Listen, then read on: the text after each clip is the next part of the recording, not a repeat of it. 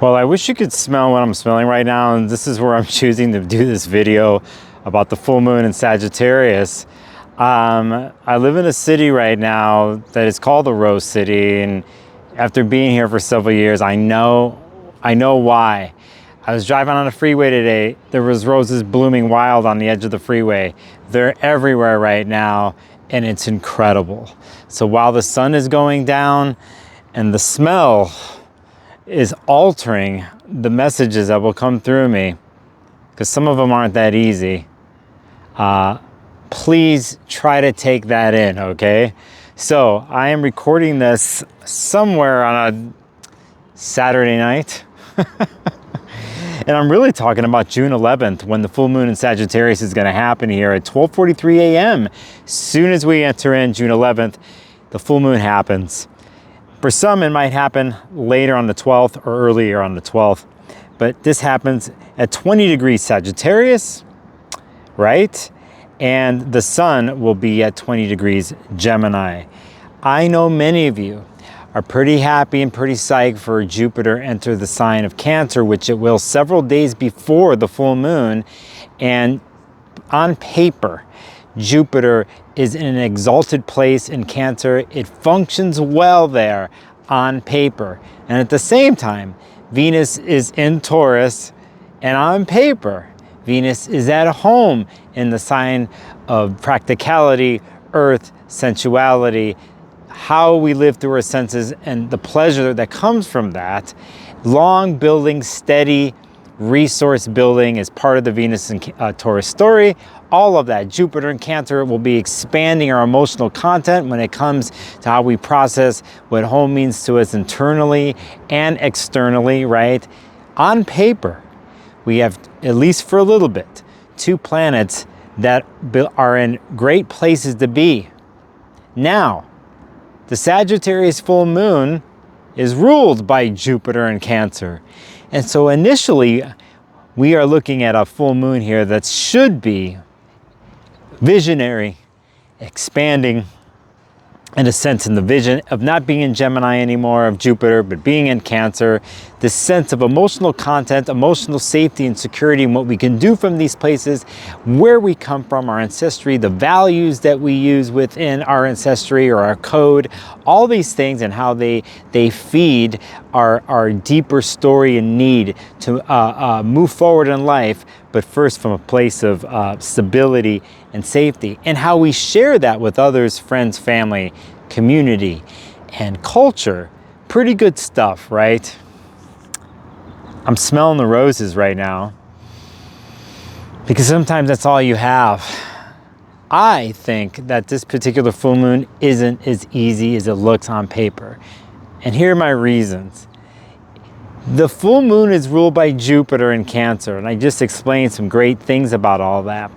But Saturn is a major player involved in a new moon, because it is in a squaring 90-degree relationship with Jupiter.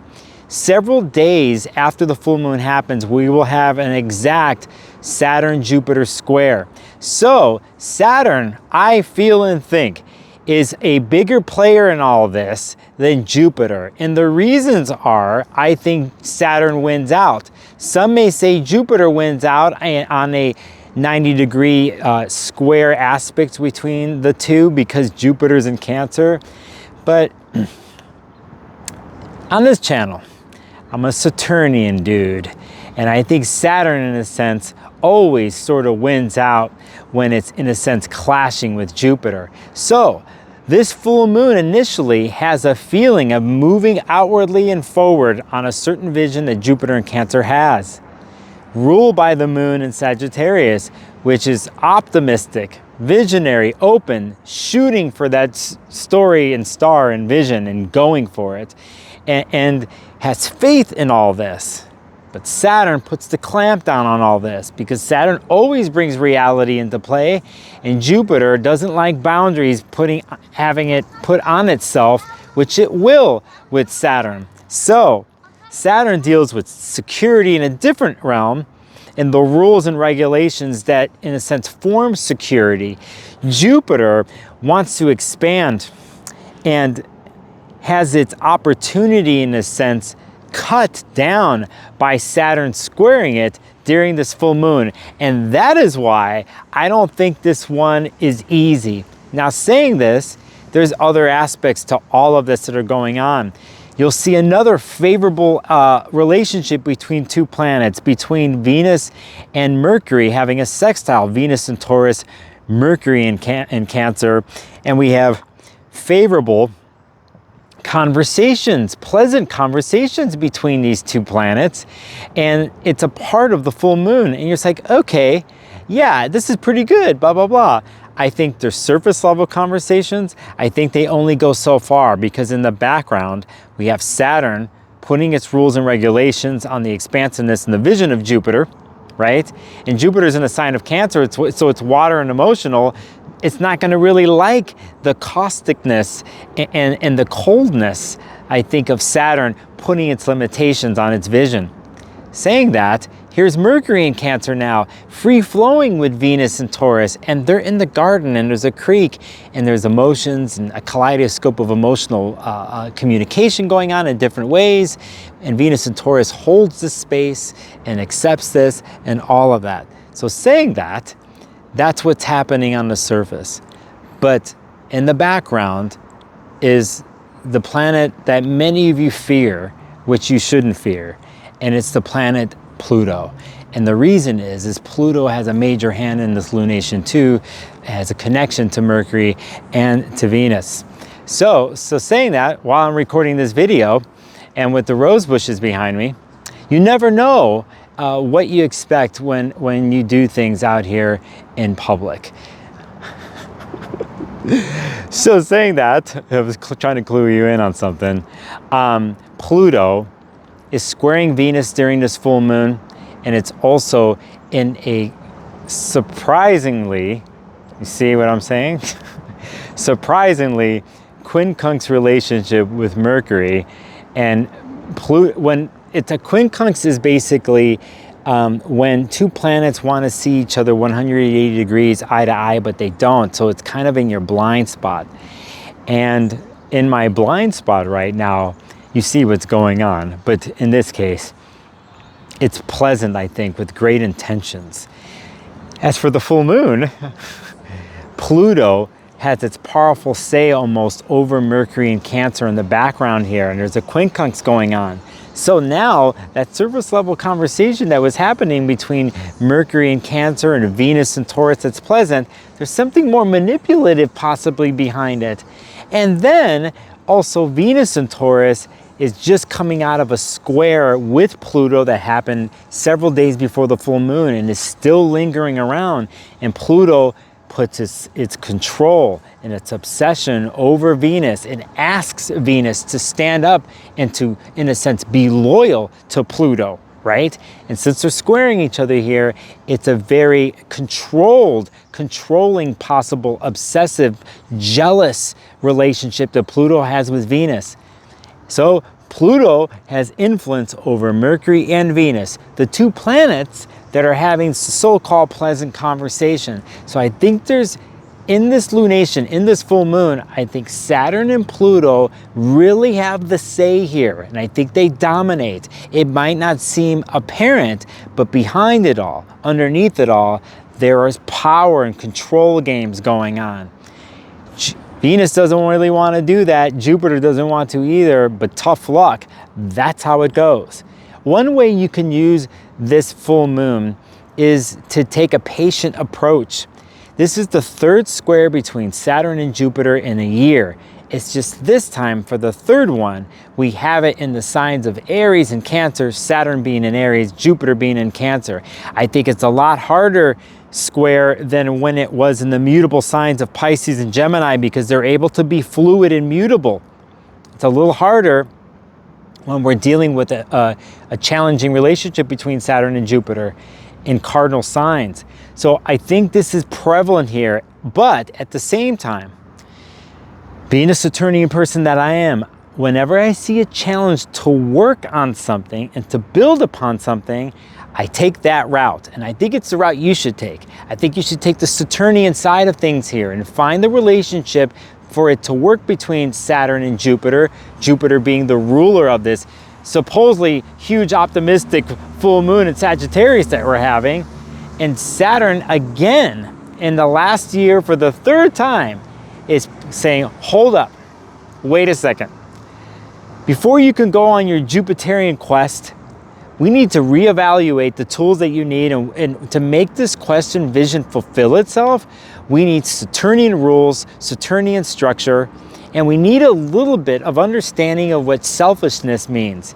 Now, a lot of times when we deal with fire signs, Aries, Leo, and Sagittarius, I think they show us how to be selfish in great ways and also unbalanced ways. And I think here it's to understand that you're not the only one in the situation. That regardless of the vision that you have and how inspired you might feel with that vision, there's others involved. Their community, their family, they're the people you love, they could be the people that you don't like.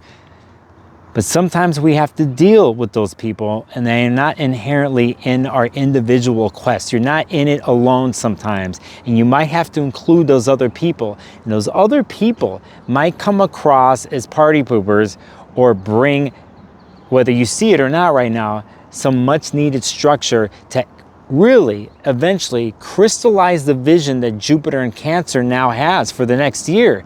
So for those who are looking forward to the Jupiter in Cancer transit, it might seem like it isn't the party you want here in the beginning, but you should be grateful for Saturn putting the stop here and asking for reevaluation, pillars and foundations, rules and regulations to help enhance the vision so it becomes true in the next year in the Cancer part of your chart.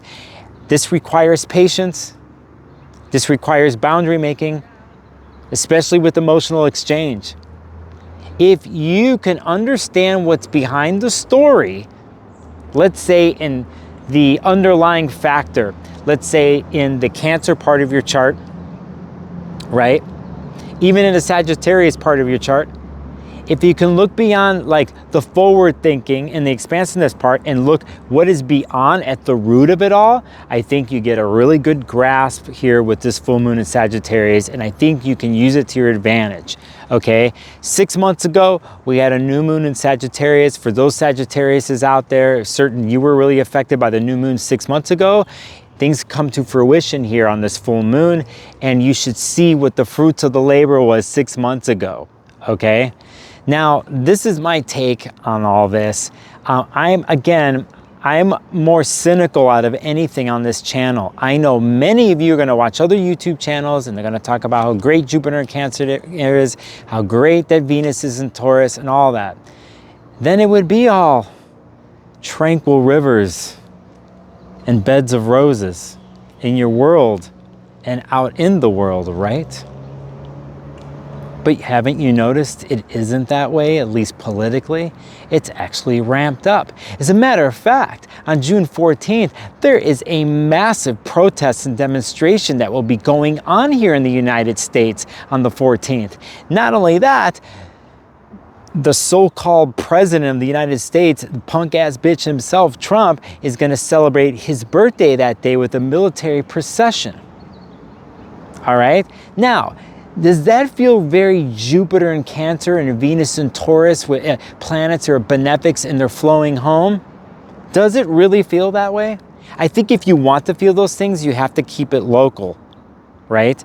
But you can't help the transits this week. And I just feel that there's a lot more under the surface with Pluto and Saturn, with control and obsession and power games and boundary making, than the so-called goodness of these other planets being in these other signs. So I don't mean to be an ass when I say this. I just look at a reality and I'm looking at what's out there, what's happening, and I'm just trying to be as real as I can with this, okay? Now, side note, there's something really special going on this week in the background too. I talked about Venus squaring Pluto, relationship tests right here. One has to show who they are in relationships. Pluto demands that with the square. But slowly, and I say this on a world level, in the background of an intense full moon week with everything that I talked about, Mars and Uranus are slowly this week about to hit a place where a bomb goes off.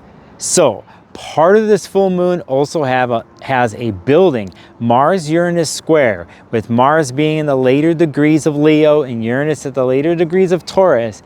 And this is also in the week and part of the full moon, and goes all the way to the protest weekend that I'm talking about. So things aren't going to be tranquil in my mind. I think you're going to have to create the tranquility and find it, like I did today. But no, it's actually volatile out there, and the transits are speaking to volatility and power plays. We understand this and we'll get caught up emotionally in it. We already are, but we have to remember the bigger story and the bigger vision of things. Keep laying down the foundations between the Aries and Cancer parts of your chart. That's how you can use the Saturn-Jupiter square, and down the line, see the fruits of the work that will contribute to the quest that is happening in the Cancer part of your chart. All right, that is off to my top thing. What did I write? Excuse me, just getting over a cold. I wrote Saturn square Jupiter. Opportunity is cut short by Saturn. Saturn demands a certain type of security, and it's a working aspect. And it wants you to take a look at what Aries selfishness means in the good or unbalanced way.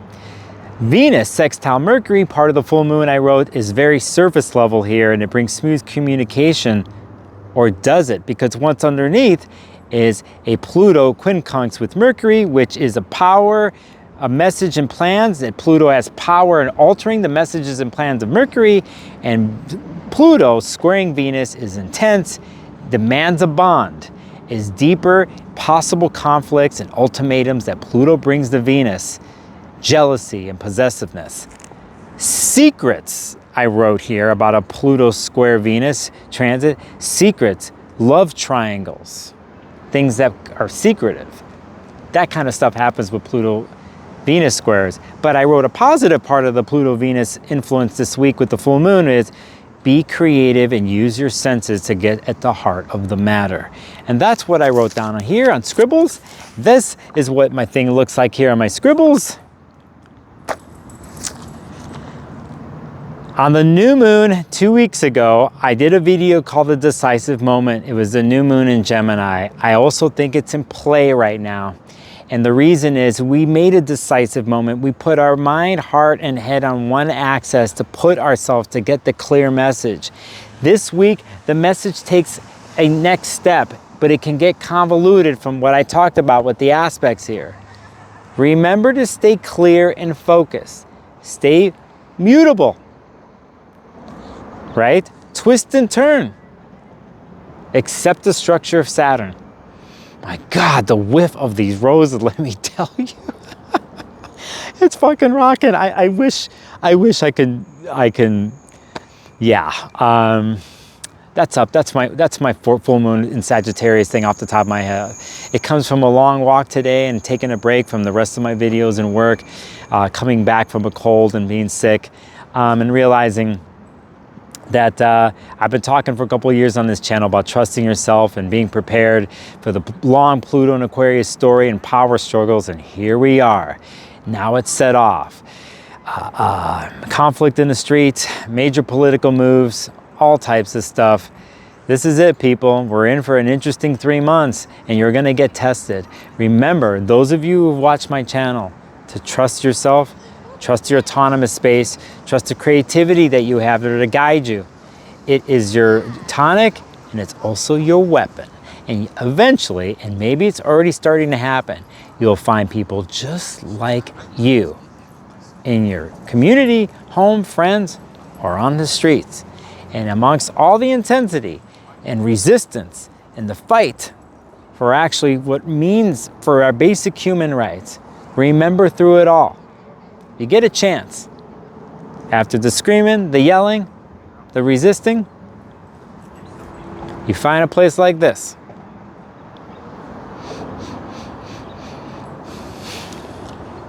You smell the roses, all right? On that note, thanks for watching. I have a couple videos that I put up I have a recent video about Jupiter and Cancer that I did on Mark Lawrence's YouTube channel. I'll put it right up here. You'll see the link. It's already published. I have a couple other things coming out in the next week. I appreciate your support and everything else, okay? All right. Have a happy, structured, real full moon.